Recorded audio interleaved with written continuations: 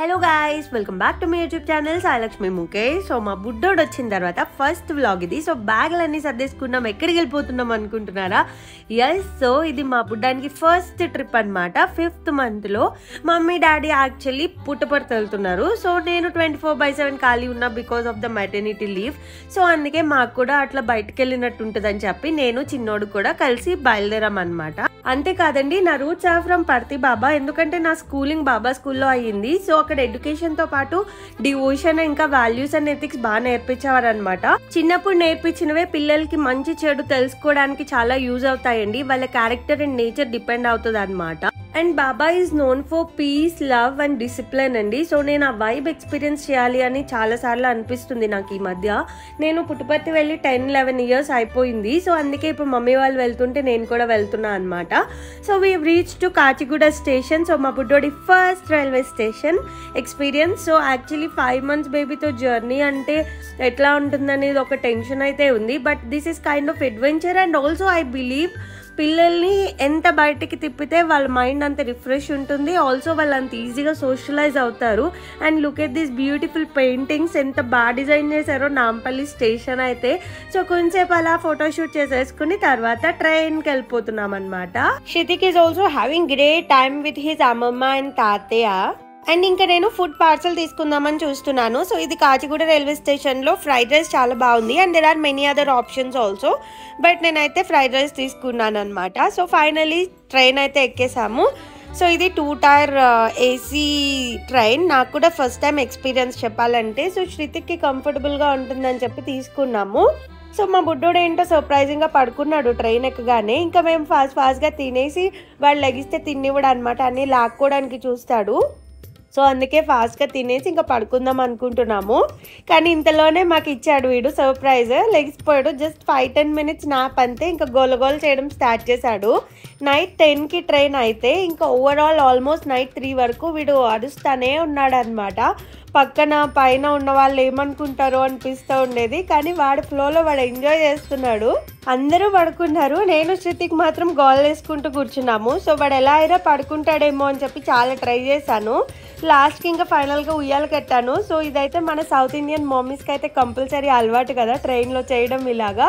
So mummy చీర ఒకటి ముందే వేసుకున్నా, ఇలా ఏమైనా యూజ్ అవుద్దని చెప్పి. సో వీడు పడుకుంటాడా, ఎంత ఉయ్యాలేసి ఏం చేసినా వాడైతే పడుకోవట్లేదు. వాడు ఆడుకుని ఇంకా గోల్ చేస్తూ ఉన్నాడు అనమాట. ఇంకా లాభం లేదని చెప్పి ఇంకా తీసేసాను. ఉయ్యాల్లోంచి తీసి మళ్ళీ కాలు మీద వేసుకుని ఊపుతా పడుకోబెట్టాను. ఫైనలీ శాంతించాడు. సో బొజ్జున్నాడు అనమాట. అప్పుడు టైం నైట్ 1 అయిందండి. ఫైనలీ పడుకున్నాడని హ్యాపీగా ఫీల్ అయ్యేలోపు మళ్ళీ లెగిసిపోయాడు, పైకి ఎక్కాడు వాళ్ళ అమ్మమ్మ దగ్గరికి. సో పాప మమ్మీ అయితే డీప్ స్లీప్లో ఉంది. కానీ వాడు మనవడు ఆడుతూ ఉంటుంటే ఇంక మళ్ళీ వాడితో ఆడడం మొదలెట్టింది అనమాట. ఇదేం టార్చర్, అరే పడుకోరా ప్లీజ్ రా అని అడుక్కుంటూ వాడిని బతిమలాడుకుంటూ ఉన్నాం. కానీ వాడు మాత్రం వినేదేలే. వాడి ఫ్లోలో వాడు ఉన్నాడు. రెగ్యులర్గా కూడా వాడి టైం అంతే. అప్పుడు నైట్ 3కే పడుకునేవాడు అనమాట. ట్రైన్ చాలా సఫికేటింగ్ అనిపించిందండి. ఎంత ఏసీ ట్రైన్ అయినా మాకైతే ఏసీ సరిపోలేదు. ఈ ఉయ్యాలు చూసారా లాస్ట్కి ఎలా వాడుతున్నామో, వాడి కోసం అని కట్టి లాస్ట్కి మా బట్టలు వేసుకున్నాం అనమాట. వాడికైతే డ్రెస్ తీసేసాను, పాపం వాడికి చాలా వేడిగా ఉంది.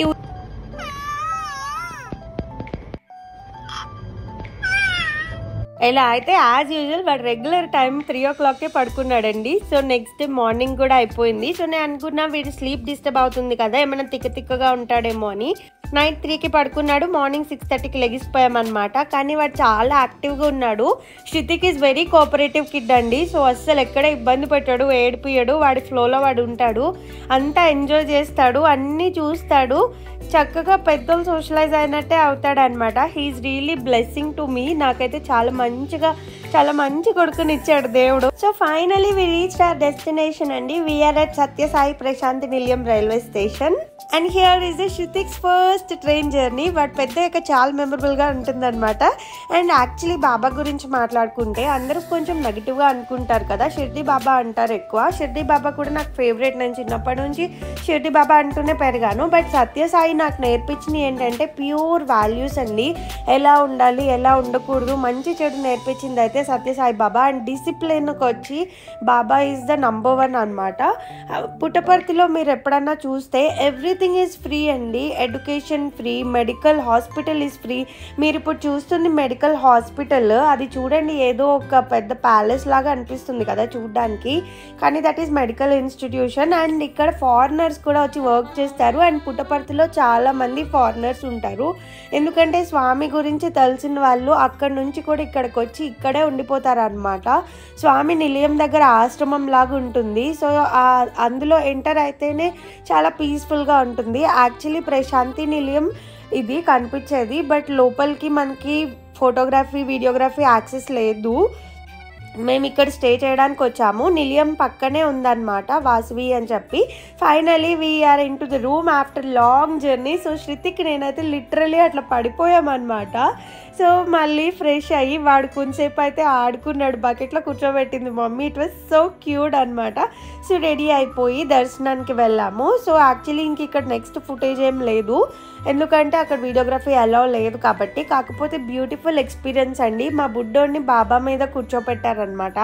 సో స్వామి బ్లెస్సింగ్తో వీడు ఎదగాలి, మంచి వాల్యూస్తో ఉండాలి, అంత మంచిగా ఎడ్యుకేషన్ ఉండాలి, హెల్త్ ఉండాలి అని అయితే నేనైతే చాలా మొక్కేసుకున్నాను.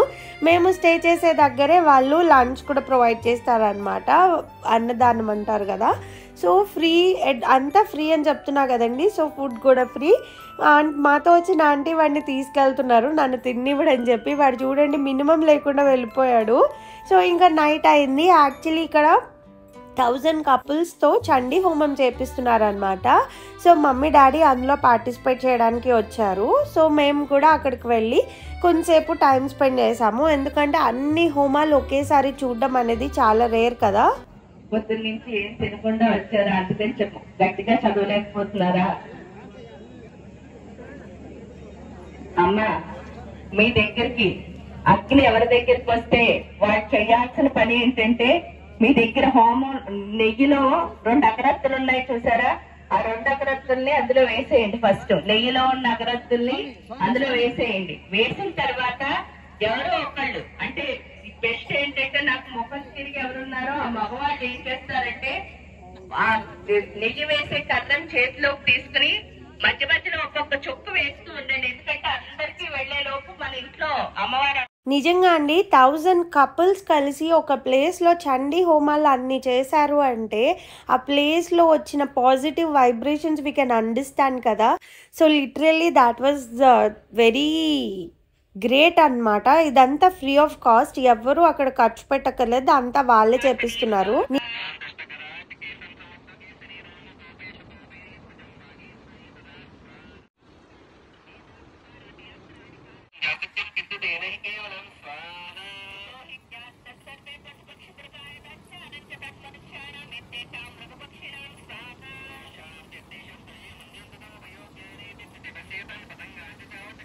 నేను శృతికి కూడా కొంచెం 2 సమిదలు వేసి హోమం చేసేసి, ఇంకా యాక్చువల్లీ అక్కడ ఫైర్ ఎక్కువ అవుతుంది కదా, స్మోక్ ఎక్కువ వస్తుంది కదా, అండ్ ఆల్సో చల్లగా ఉందని చెప్పి ఇంకా మేము అక్కడ నుండి వచ్చేసామన్నమాట.